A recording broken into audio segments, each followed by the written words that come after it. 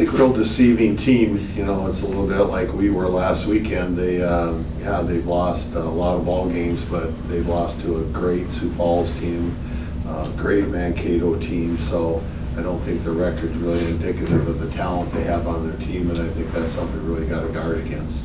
I'd say the biggest thing is we're still a 1-3 football team. You know, the guys are still pretty hungry and starting the North Division this weekend, so hopefully get the ball rolling now.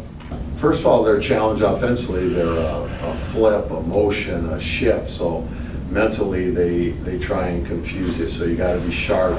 Special teams, they've had how many fakes, special plays for 2 points on the goal line. So I think that's our big challenge.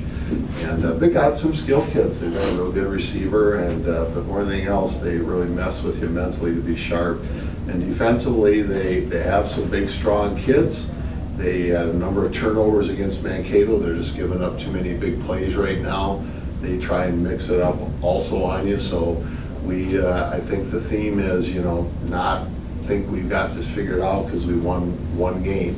And I think being homecoming and celebrating the 20-year anniversary, all that excitement will be there. And then we just got to go out and perform and continue to get better like we have in those first 4 games.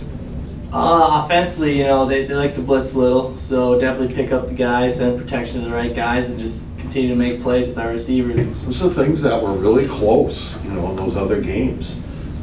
We didn't give up the big plays at the end of half, at the end of the game. We were making the big plays, and those things that we were really close and had opportunities, and those ones that we lost the close games on. So really nothing drastically different other than we made those plays. Yeah, we knew they wanted to run the ball, and we schemed them up pretty good, and they couldn't. I think they had negative rushing yards till the last drive of the game, so we played good in all 3 phases of the game. The biggest thing was we finally just capitalized, you know, like you said. They gave us a lot of man coverage, so we knew I just had to get the ball to the receivers, and they made a lot of plays, and the O-line played really well. You know, they protected me well and made a lot of holes for Tahi and Genna, so it was just a good game for us.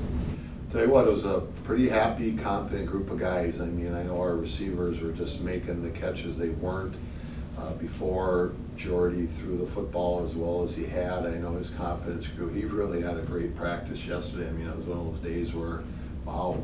So his confidence is growing, the passing part of things, to see our secondary make the improvement to those young guys growing up, and even Isaac before the game last week, you know, well, I'll back up at Southwest. He's like, Coach, you saw me warming up. I'm not ready.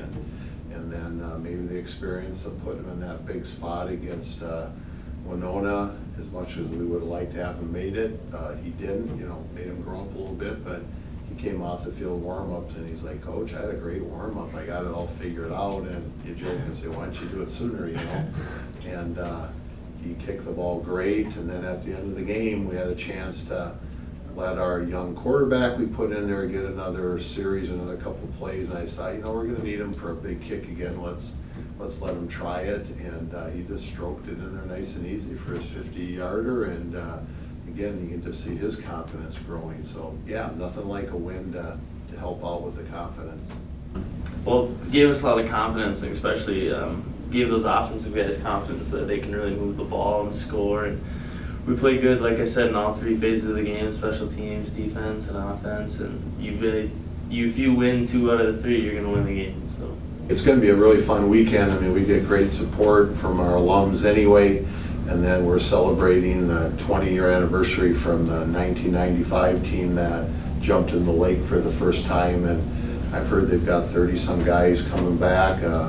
They didn't win a lot of games in their career here, and it was one of their highlights. And saw some video the other day of when they were jumping in the lake for the first time, and got some messages. Some of those kids are back on campus, and it's just a huge deal for them, and it is for us. And I think that'll help us to make us realize just how special of an event it really is to have that opportunity to jump in.